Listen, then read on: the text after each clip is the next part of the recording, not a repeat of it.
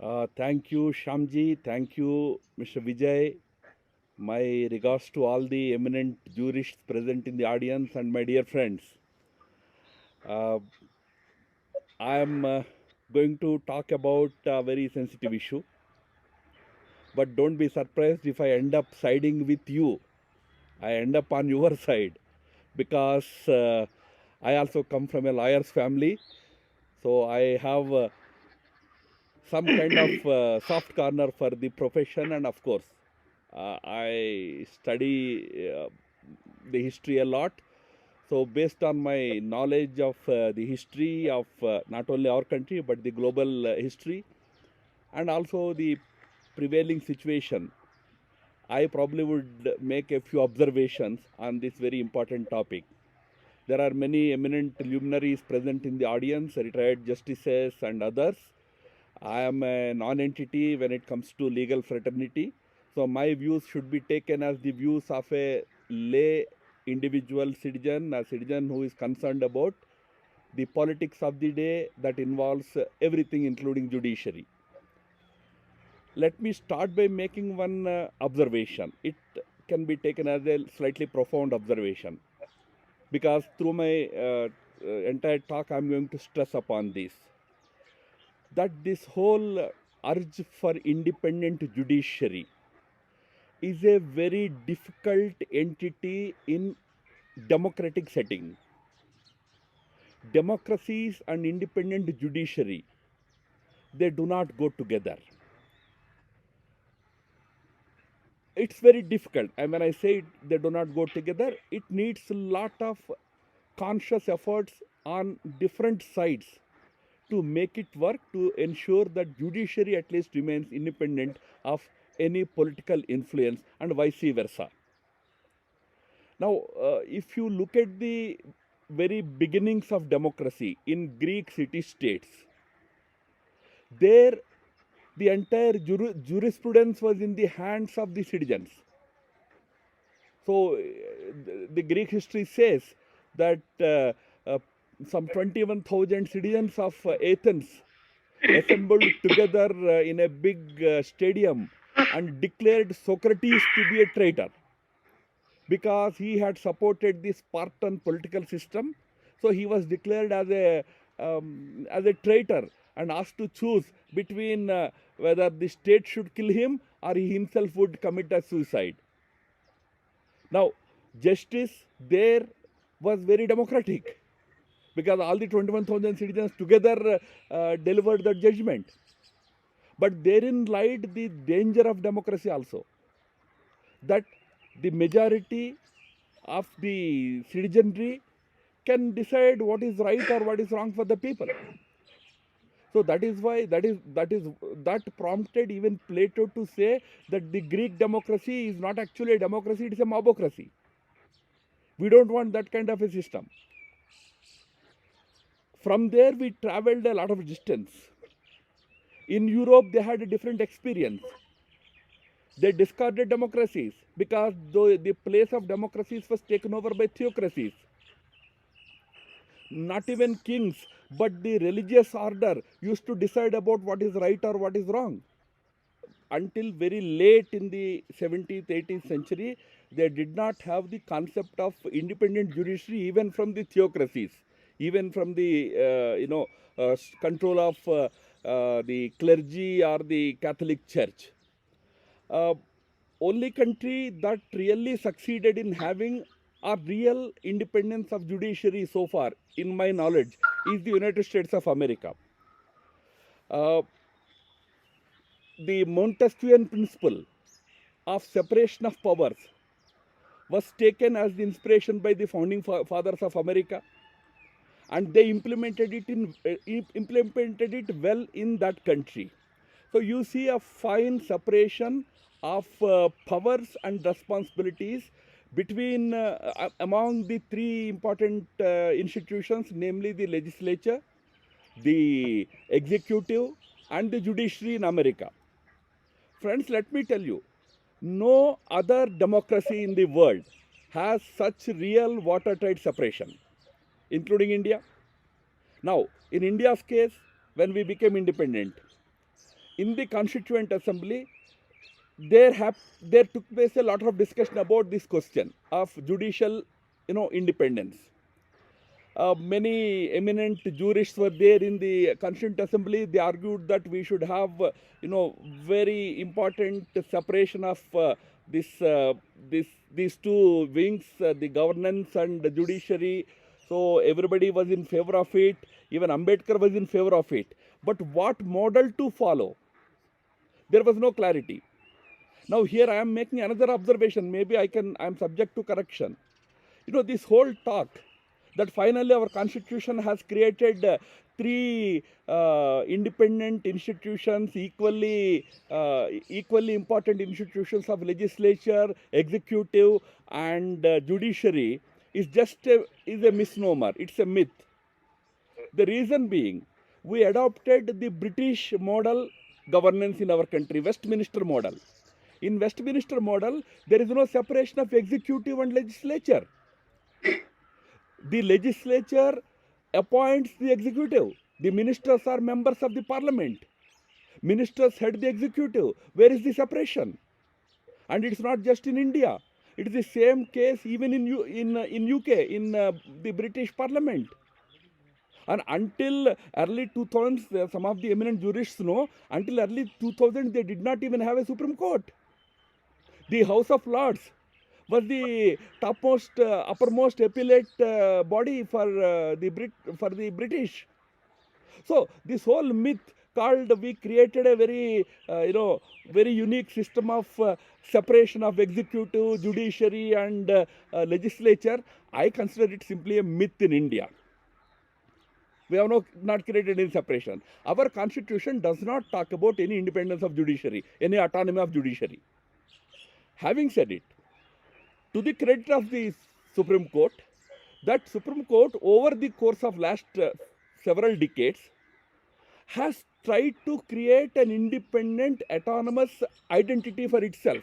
This credit goes to the learned judges of the Supreme Court. They had to fight against the executive and insist that there should be some amount of independence and autonomy for judiciary, which is very well taken. Ideally, I would say that what should India have done at the time of independence was not to get into this discourse of whether we should follow American model or the British model. What we ended, in fact, in the Constituent Assembly, Ambedkar himself makes a very important statement. He says, we have two models in front of us. One is the American Constitution model, and the other is the British model. Now we have to adopt from one of these. So we are drawing richly from the American model. This is what Ambedkar said. But remember, we adopted a political system which is British, the Westminster system. And we wanted to adopt a system, certain aspects of American model when it comes to separation of these three wings. That ended up as, proverbially it is described as a square peg in a round hole. Ideally, what we should have done was, if we had considered the Eastern wisdom and created the judiciary as a completely separate entity. Now, why I am saying Eastern wisdom was, let me take you to, because I started with the Greek history, let me take you to the Chinese history around that time. Confucius was giving the legal, civil, social principles for the Chinese society at that time. A very interesting anecdote comes in the life of Confucius. One disciple asks Confucius a question. You see, if somebody slaps you on one cheek, there are two answers that people say, two kinds of responses one should give, people say. One is the very, very Jesus way or a Gandhian way, show the other cheek. If somebody slaps you on one side, show him the other side. But there is another way. If somebody slaps you on one side, for one tooth, the entire jaw. You give him a reverse slap, is such a big slap to him that he would not dare to slap you back. Now the disciple asks Confucius this question: which one is the right approach? Confucius puts a counter question. Confucius' counter question was: if you do good to someone who is doing bad to you, what would you do to someone who does good to you? As lawyers, you understand this complicated formula. So then Confucius gives the answer: look, you should always do good to those who do good unto you. But to those who do bad unto you, you should not do bad. You should give them justice. Now, giving justice is not doing bad to him. Giving justice is a very, very high idea, very profound idea. Somebody needs to have a great caliber to give justice. So in our philosophy, in Indian philosophy, that's why it was stated that yes, the king is powerful. He will be the deliverer of justice to the people. But remember, there is somebody above the king who will say whether what king is doing is justiciable or not, justified or not. In our dharma, in Indian social civilizational value system, we said, no, the king used to declare that adan yosmi, nobody can punish me. Then there is a saint in his court, who is his amatya, who is one of his ministers. He would stand up and with his holy stick, he will hit on the head of the king 3 times and say, Dharma Dandyosi. The civilizational value system has the authority to punish you. Now there, the saints, the amatyas, were not just the employees of the king. They are the learned people in the society whom the king would appoint as amatyas from time to time. And they would decide whether the actions of the king were right or not. Now, obviously, that group of people were superior to king when it came to the adjudication about something that king is doing is right or wrong. We should have tried something like that, a modern version of that. Instead, we decided the Montesquieuan principle is good. So because America is adopting, we will also adopt. We will declare that all 3 wings are equally important and equally independent. And then we created a system which does not give that independence. Friends, that is where we are struggling to this day. So when the courts or learned judges realized that, after all, the so-called autonomy, independence of judiciary, that doesn't exist under Indian Constitution. All right, we are treated as equals, but that separation doesn't exist. That is when they attempted certain measures during the regime of Indira Gandhi. And they emphasized on judicial, autonomy, which is a very good thing. It is something akin to the old system that I am talking about. Judiciary should have its autonomy, and that there should not be any debate in this country. Political parties, non-politicians, everybody should agree on that one principle, that judiciary should remain autonomous. But what is autonomy after all? Autonomy brings a lot of responsibility on the people manning the judiciary. So that is where we need to really seriously look at certain happenings in our judicial system. Autonomy is agreed, autonomy is fine. But in the name of autonomy, are we trespassing? Are we crossing that great line? Because, as I said, for delivering justice as per Confucian doctrine, you need to be extremely, extremely knowledgeable, wise man. Then only you can deliver justice. Otherwise, you can only give a judgment. No, for one slap you should give 5 slaps, can be a judgment. But that's not necessarily your wisdom. For you to really give justice, you need to have that wisdom. Are we filling our courts with such wise people? Is a big question. When we want autonomy, we need to have such people. In US, I said there is complete autonomy. There are a few reasons for it. Not that the citizens or judges in US are superhumans and we are not. No, there are certain institutional mechanisms that allow for them to really be autonomous and impartial. One of them is lifetime judgehood. Once you become a judge, you are there for your life. Secondly, they get very highly paid, unlike our judges and our judicial officers. So once you separate it, you give it certain kind of an incentive, proper incentive, so that you have right people there. Secondly, judges have to think, once you want autonomy, you have to actually now then demonstrate that you deserve that autonomy. We should make the retirement age of judges 70 years and declare that you cannot hold any public office for 10 full years. Give very good remuneration to judges. Let them be content with the salary and the perks that they get after the retirement.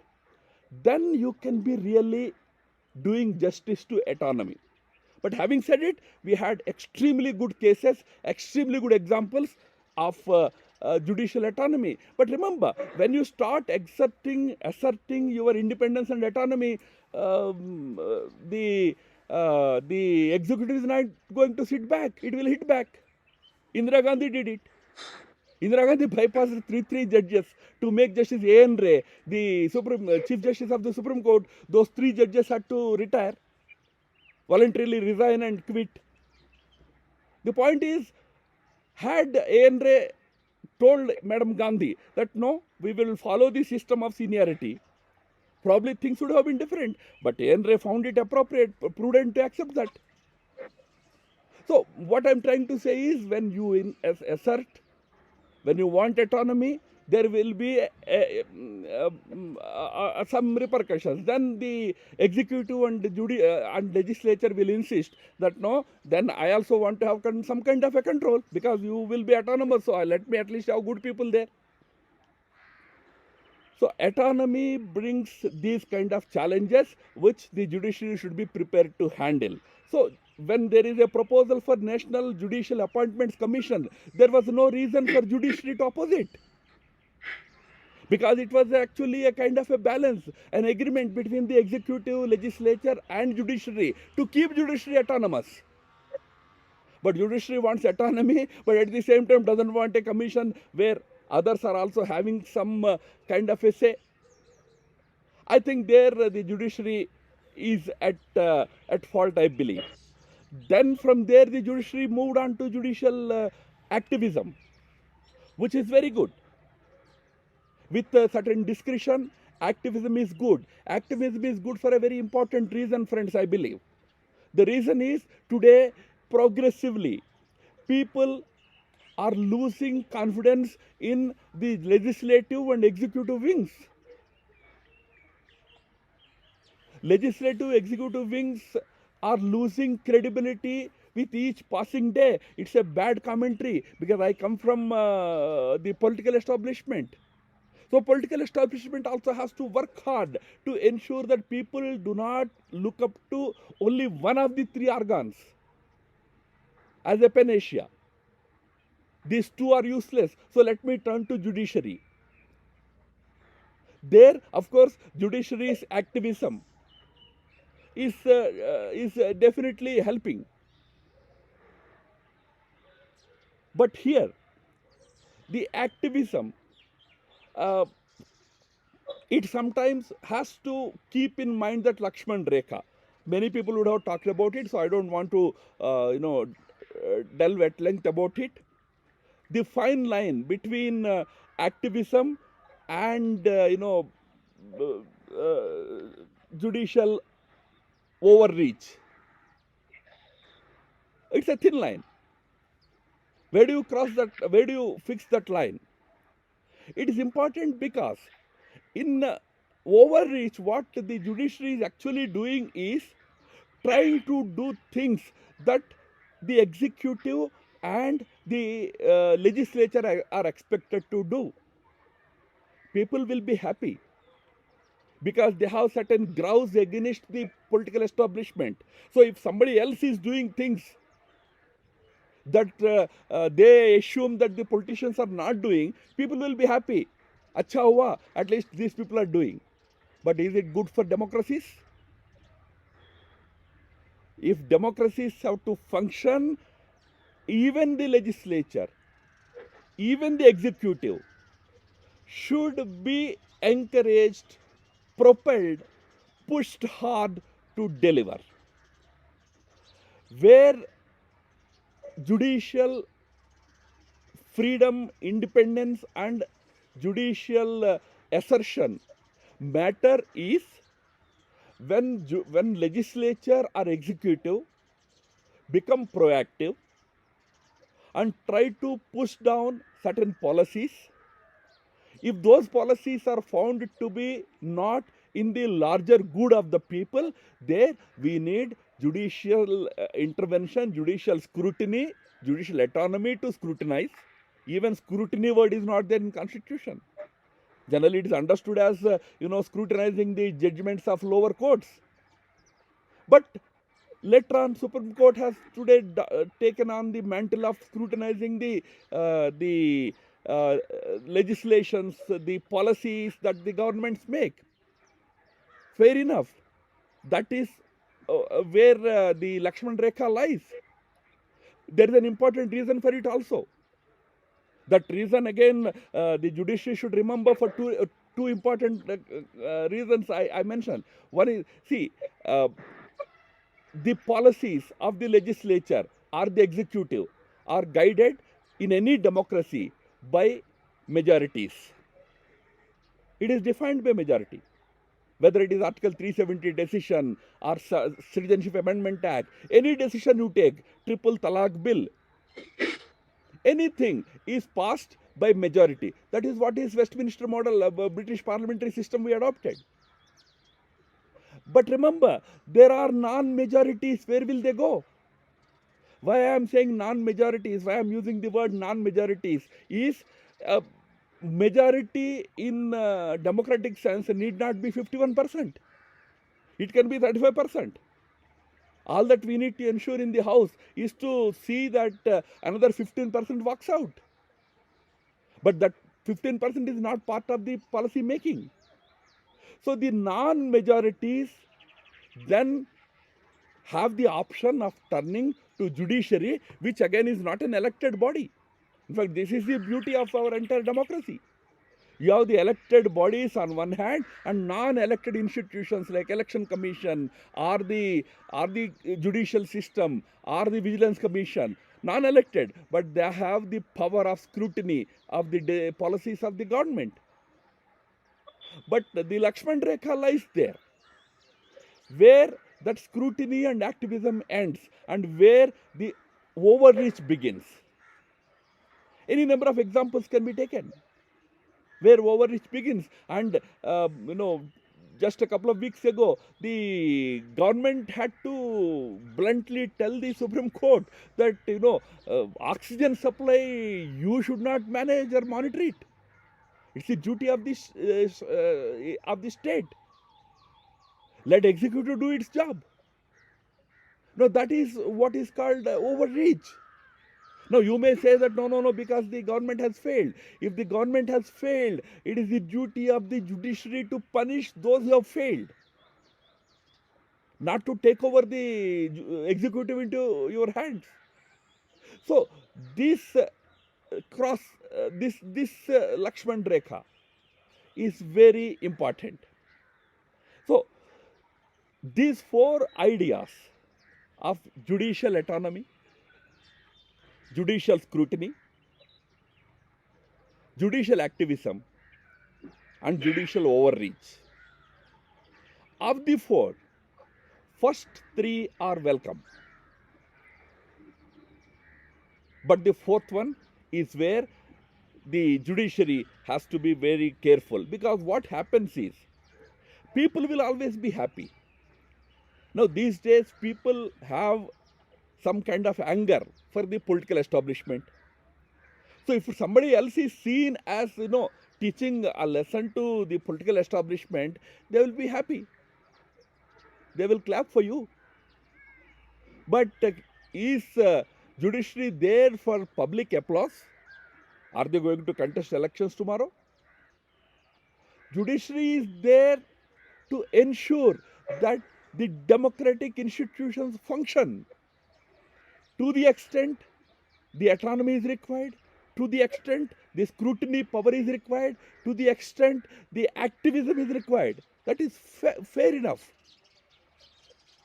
The second fallout of it, as I said, is while some people will be happy, the legislative class will be very happy, because they were supposed to deliver. They don't deliver. People won't question them. People will simply come to the court. The MLA, the MP, the public representative, is he not responsible for ensuring the supply of oxygen in his respective constituencies? Should he not be playing a proactive role? No, he is simply sitting at home, and Supreme Court is saying, I will distribute, I will monitor. That kind of situation is also not good for the country. Friends, while I do agree that judiciary should enjoy certain amount of autonomy, certain amount of scrutiny, authority to scrutiny. In fact, an enormous amount of authority to scrutinize is vested with the judiciary today. Not exactly vested. Practically, judiciary took it upon itself to scrutinize. And thirdly, the activism part is also welcome, as long as it is not discriminatory. While in activism you give priority to a particular case of a high profile person, but you can simply ignore the case of an ordinary person, even that kind of activism is not good. But the last important aspect of judicial overreach must be desisted from. There, some high court calling another organ of the democratic setup as murderers and all. These are all highly unexpected, unwarranted from the judiciary. Even about these three things, one final observation I want to make. Even about talking about judicial independence, judicial scrutiny, and judicial activism. Even for these things, judiciary has to have impeccable character. We need to have judges, judicial officers with impeccable credentials. The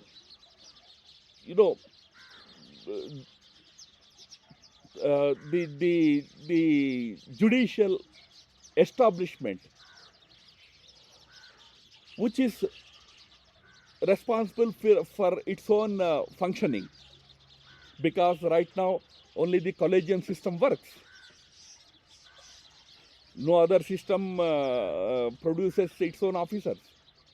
But in judiciary, there is this arrangement right now. What happens once we all agree about National Judicial Appointments Commission, I don't know. But right now, it is internally running system. So then you should really pick up best people. You cannot have a situation where the credentials of individuals are subject to public scrutiny. You are not seen as biased. If you are proactive, you have to be proactive all the time. As I said, if those non-majorities in the parliament, if they come to you and if you simply don't take up the case at all, then where will they go? If the judiciary becomes the echo chamber of the legislature, Will it really help having autonomy, scrutiny, and all that then? So the autonomy, the scrutiny, the activism also means that you are not becoming the echo chamber of the legislature and the executive. So these three qualities require you to be a different entity before the people. But at the same time, you have to respect, the judiciary has to respect the equally the independence, the authority, the rights, the powers of the executive and legislature, and hence no overreach should be allowed. Friends, this is where we stand today on the question of judicial freedom and judicial accountability. I think I'm sorry if I have made any slightly harsh and stringent observations. Please take them as my own, you know, lack of understanding, and excuse me. I end here. Thank you and namaskar.